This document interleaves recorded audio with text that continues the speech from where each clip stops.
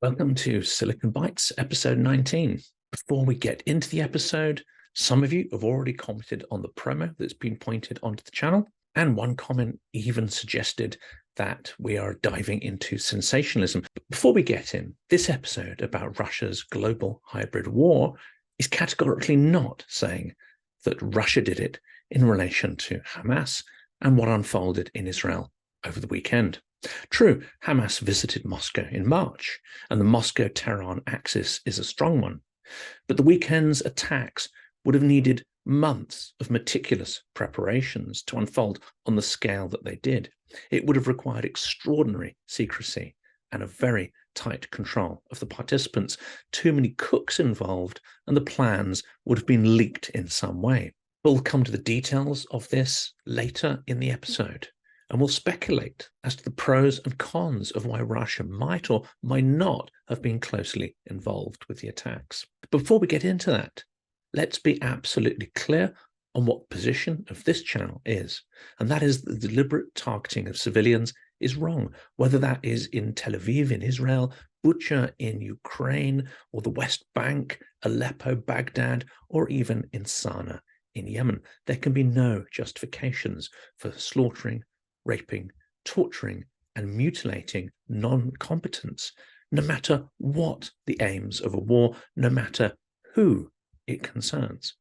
Criticize foreign policies, condemn crimes using evidence by all means, propose solutions, and agitate for peace. But anyone who plays whataboutism with this issue is basically arguing for a world where the rule of law is suspended in favor of an eye for an eye. Law enforcement by terrorism, justice by mobs. And in that kind of world, there would reign the kind of chaos that only favors mafia-like organizations. People asking how the attack on Israel benefits Russia are perhaps missing the bigger picture. Russian power thrives where there is chaos and where rule of law does not hold sway. Russia thrives in an atmosphere of enablement and impunity, where limits are not set, where red lines are not enforced. Escalation paralysis. These are all like red rag to a bull. Weakness provokes Russian aggression. Strength dissuades it. Upholding the status quo and not seeking to defeat Russia is interpreted by Russia as extreme weakness. Russia also understands our dependencies, our weaknesses, our divisions, and our indecision, and mercilessly takes advantage of them at every opportunity. We'll get back onto the theme of the Hamas attacks on Israel later in the episode, but let's have a look at some of the other news that has unfolded in what has been an extraordinary busy week. We have a handful of stories from the Kyiv Independent and the Moscow Times this week. The first one, I think, is quite an interesting one, dated the 9th of October, and it's about the Venice Commission raising an opinion that criticizes Ukraine's ban on pro-Russian politicians running for office. The Venice Commission published an opinion on October the 9th criticizing a draft Ukrainian law that seeks to block members of banned pro-Russian parties from participating in future elections. Now, the Venice Commission is a body of the European Council that advises Ukraine on steps towards integration with the European Union. The draft law suggests that those members who are part of now banned parties at the time of the launch of the full-scale invasion would not be able to seek election to local and parliamentary elections in the Ukrainian system for 10 years following the end of martial law. One would assume that martial law would only end when a complete victory is gained by Ukraine.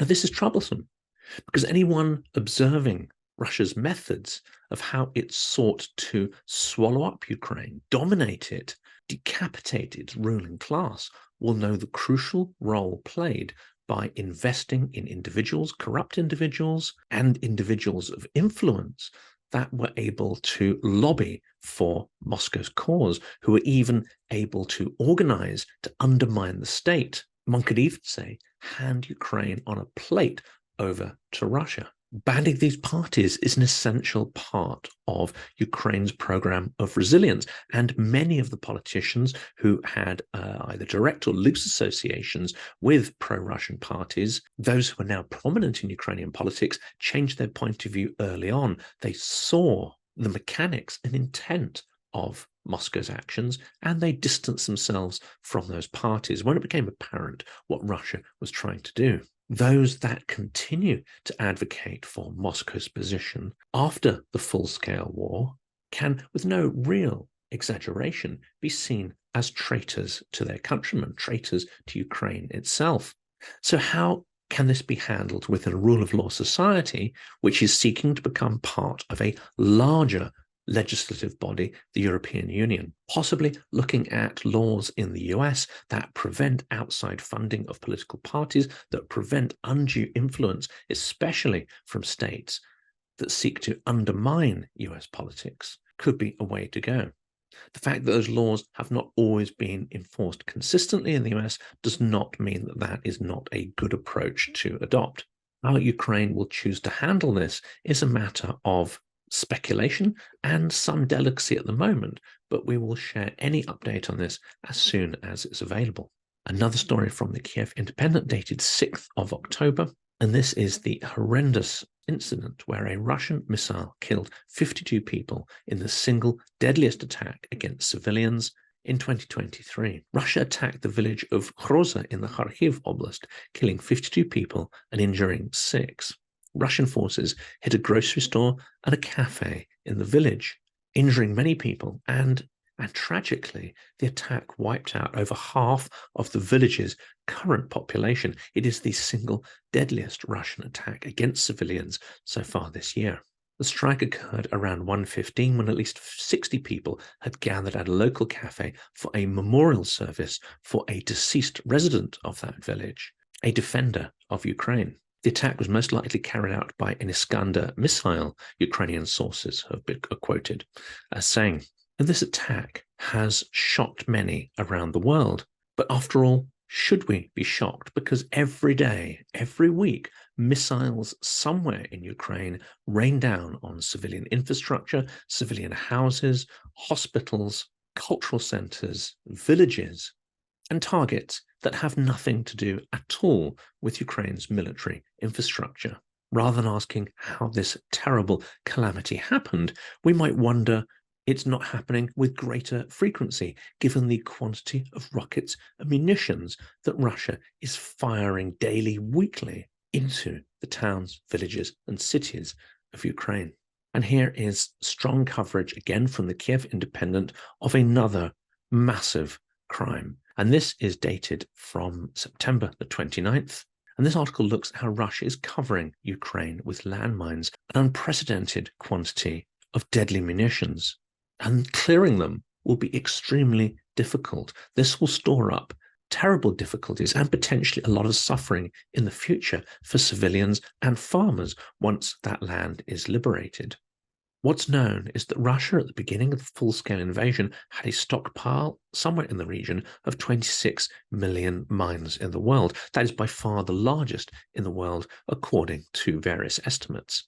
Now, Russia is able to lay a vast amount of mines in a relatively short space of time. And what percentage of that enormous number of mines now sits buried in the Ukrainian soil, gathering silt in its lakes or floating down its rivers, is actually impossible to assess. There are no accurate figures on this. Mine clearance is an extremely slow and painstaking process. There are some humanitarian organizations that are trying to deal with the scale of the problem. But added to that, military deminers have long been priority targets for Russian artillery and also for booby traps. Now, during the Second World War, a lot of mines were laid. These were typically laid in a manual fashion. But through the Cold War, techniques were developed to place mines by rockets and by aircraft. That means they can be planted up to 20 kilometers away, and that can happen on an absolutely massive scale. Complicating this humanitarian mine-clearing effort is the sheer variety of mines that Russia is using. It's also highly likely that they haven't been making plans of where they are placing these mines, so it's highly probable that Russia will not be able to help in future. Even a benign regime that may come after Putin's may not be able to provide any support or intelligence about where these mines are situated. But Ukraine is fighting back using dogs, drones, and innovative equipment.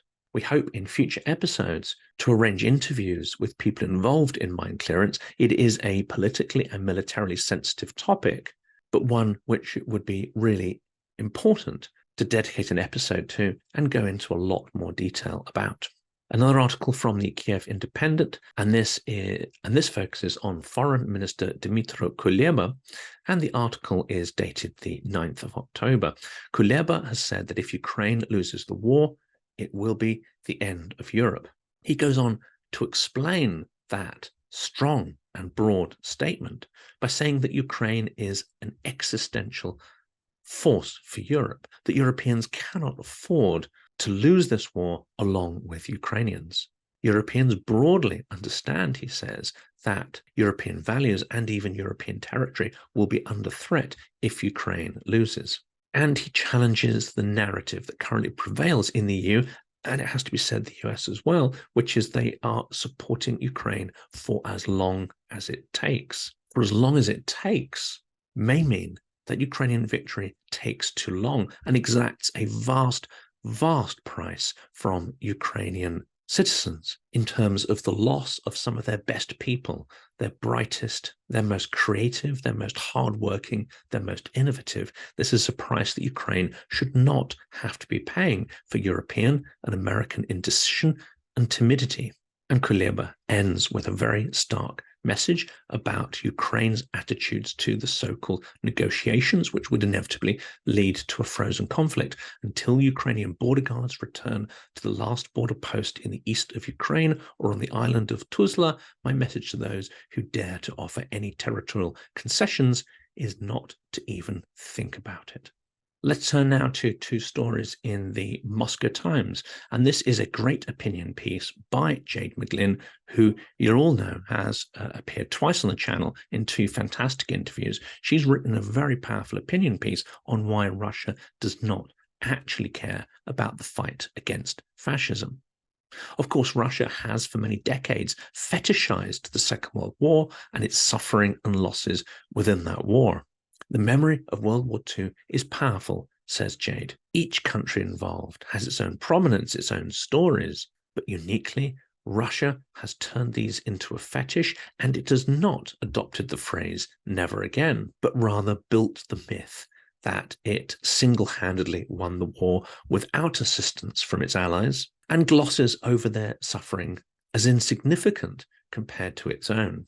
And Russian mythologized stories about the war also do not distinguish Ukrainian suffering versus Russian suffering. And we know from previous episodes that Ukraine, proportionally of its population, lost more people than any other republic within the USSR. Russia has also actively misrepresented Ukrainian wartime nationalism and used the activities of minority to paint everybody with the same fascistic brush, ignoring the fact that many tens of millions of Ukrainians fought within the Red Army against fascism, fought, suffered, and lost their lives. Now, Jade gives some extraordinary figures, and it's a long, detailed, and nuanced article. We'll put a link into the description of this video. I strongly recommend reading it. And finally, Polish President Andrzej Duda has come out and said that the Hamas attacks, terrible though they are diverting the world's attention from Ukraine. And of course, that is true. But at this time, Israel does require the world's attention. It does require a nuanced and sensitive debate about what is happening in that territory. And that nuanced and sensitive debate is conspicuous by its absence on social media. And it's also conspicuous by its absence in Russian clown world. And that briefly is where we're going to dip our toes into that fetid sewer of Russian propaganda. Now, Russian propagandists greeted the events in Israel with delight. In a powerful segment by Julia Davis of Russian Media Monitor, she labeled the Russian propagandists' attitude as only good news today. Russian propagandists have responded to the terrible events unfolding in Israel with a mixture of contempt, laughter, and a near complete absence of humanity. That response to the most dire and horrific news, where images of people being butchered and kidnapped, is appalling, but it can hardly be surprising. Dehumanization is a feature of the Russian regime, and it is a key feature of its mouthpieces as well. Dehumanization and the erosion of civic bonds is a strategy of the Russian regime to retain power. Reveling in the crimes committed by others as well as its own crimes do not, though, prove that Russia was party to the conspiracy to massacre in Israel. Even identifying benefits that Russia might accrue from what's happened does not prove their complicity. Speculation about Russian involvement has been rife, and no tangible evidence has yet been offered. As much as we want our foe to be responsible for all the world's ills, it will not help our strategy if we try to pin the blame for everything on them. It will cloud our thinking with regards to how to tackle Russia. And of course, it will alienate all Russians from any future dialogue. But this episode is titled Global Hybrid War. What do we know about Russia's involvement in Israel? Well, we know nothing concrete. We know nothing that should cause us to directly point the finger to them at the moment. But what we do know is actually even more disturbing. There is a war in plain sight already, one which is largely forgotten from the mainstream media, where Russia is up to its elbows in blood and atrocity. And that is Syria. It's a weapons testing ground for Russia. It's a killing field for the Russian Air Force against a population that cannot fight back. And Russia has total impunity in Syria now. We know also that North Korea and Iran are gaining from inflows of income as Russia seeks to rearm. Experience and expertise gained in Ukraine is shared, and Russia creates a global template for insurrection, terror, lawlessness, and violence. The erosion of the international order, of rule of law, and a challenge to Western free trade hegemony is what Russia is all about. So, even if not directly involved, do the events in Israel hinder or promote Russia's wider agenda? Well, of course, in the big picture, they can be seen as a benefit. Russia thrives in this atmosphere, an atmosphere of impunity, where the absence of red lines and decisive force in response to mass acts of terror give Russia impunity within its own spheres of conflict. So, is Russia's involvement in Hamas's actions direct? We absolutely cannot say that for sure. What connections are definitely in place, however, are the sharing of skills and experience gained in Ukraine, techniques, tactics, and a code of immorality that has no boundaries. We see that in the scale and brazenness of Hamas's attack. It has clearly learnt the lessons from ISIS. It has learnt the lessons from Russia.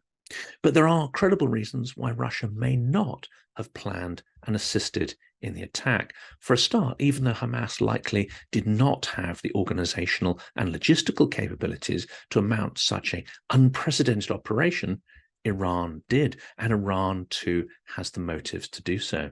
Just as Russia partially invaded Ukraine because of its own internal instability, a way of deflecting internal problems onto an external enemy, so too is the Iranian regime under siege from its own people, who are sick of its excesses of violence and repressions. So Iran could be, in a way, copying Russia's strategy when it went into Ukraine. Also, there are many dual citizen Russians in Israel, and relationships between Netanyahu were by no means the worst such relations that Russia has with world leaders. Moscow was as likely to use influence as violence to dissuade Israel from increasing its military support for Ukraine. Its personal connection to Israel's PM, as well as his well-known autocratic ambitions and rumored corrupt tendencies, these would have been an easier path for Moscow to work, rather than full-scale violence that we're seeing. An attack on this scale will prompt a huge response, perhaps even strikes against Iran.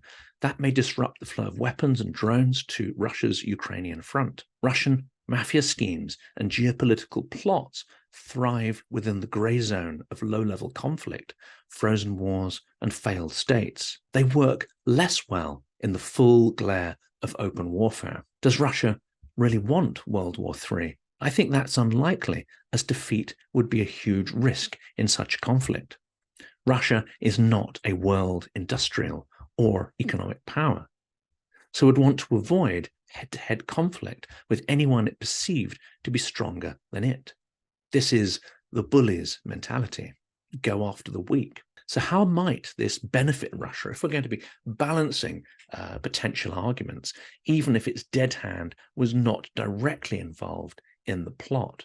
To do this, we need to pay attention to the big picture and not just to the short-term horrors and short-term interests of Hamas. Democratic institutions are weakening. Consensus that underpins the rule of law is in decline. This is a point that's been very powerfully addressed in the videos of Vlad Vexler. The younger digital generation seems to be more cynical about the efficacy of democracy and direct political action. That makes them a prime target for the weaponized cynicism of Russian propaganda. And social media is the ideal delivery system of choice for these toxic messages.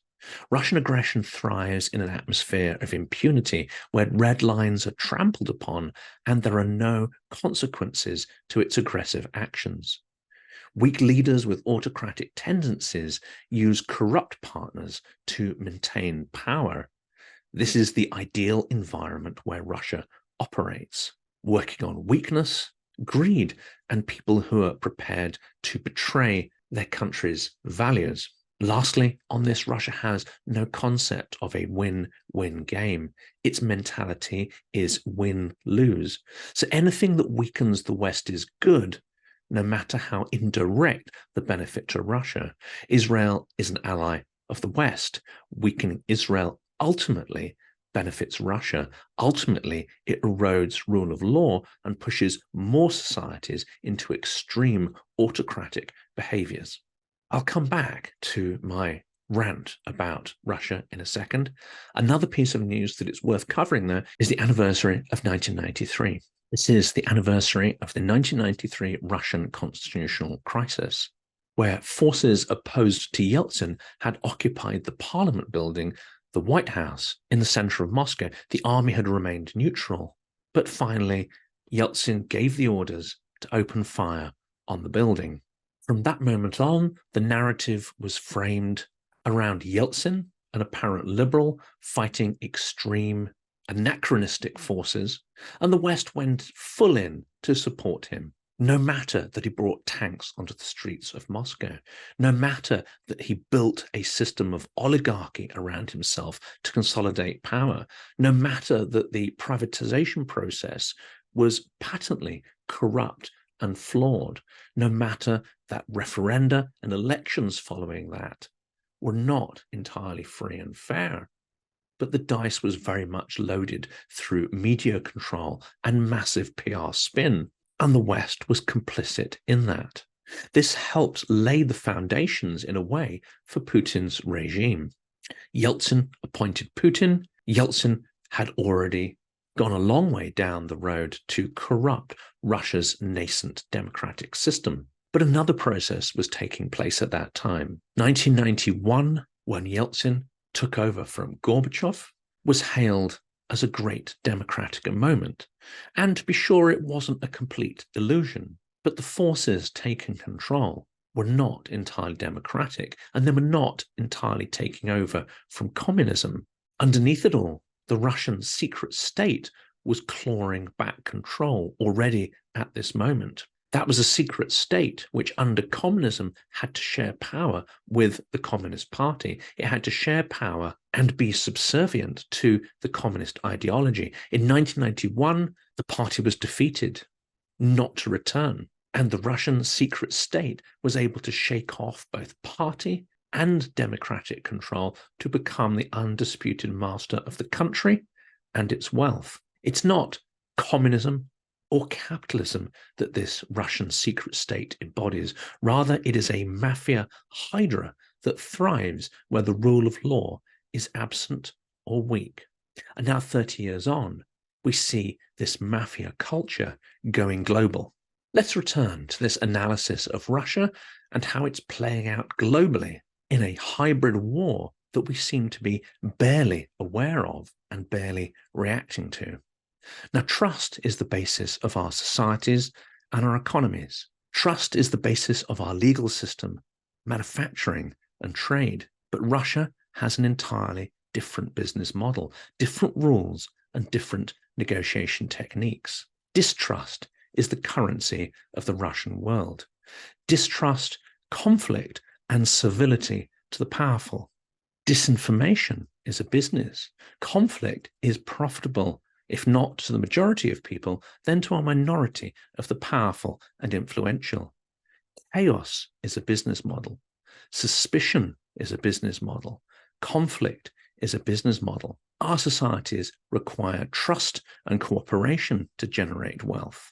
But if that trust is eroded, we become less wealthy.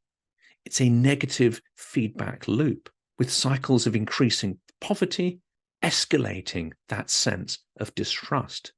And escalating wealth disparity feeds into that feedback loop, feeds into economic dysfunction. Wealth disparity also breeds a partisan media, because where you have huge concentrations of wealth, they will naturally invest in and pervert the media to propagate their narratives. This is a negative cycle, again, in which Russian influence can thrive. And let's look at Russia itself as a culture. Does it enhance freedom or restrict it? Does it build rule of law or degrade it? Russia operates according to mafia rules, and it seeks to propagate those rules to neighboring countries, wherever it can make a profit and wherever it can weaken its enemies. Just as communism sought to make everything communist, Russia seeks to make everything mafia, because it can thrive in that environment, and it cannot thrive in one based on democracy and rule of law. Governments, by and large, work in the interests of a minority, and that is in absolute opposition to Russia's business model.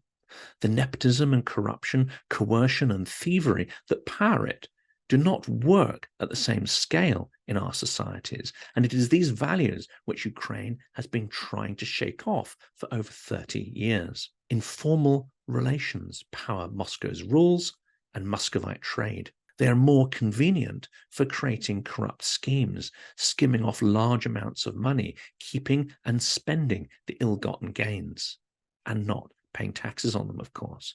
Tyrants are easier to negotiate with, as there are fewer middlemen. There is less complexity.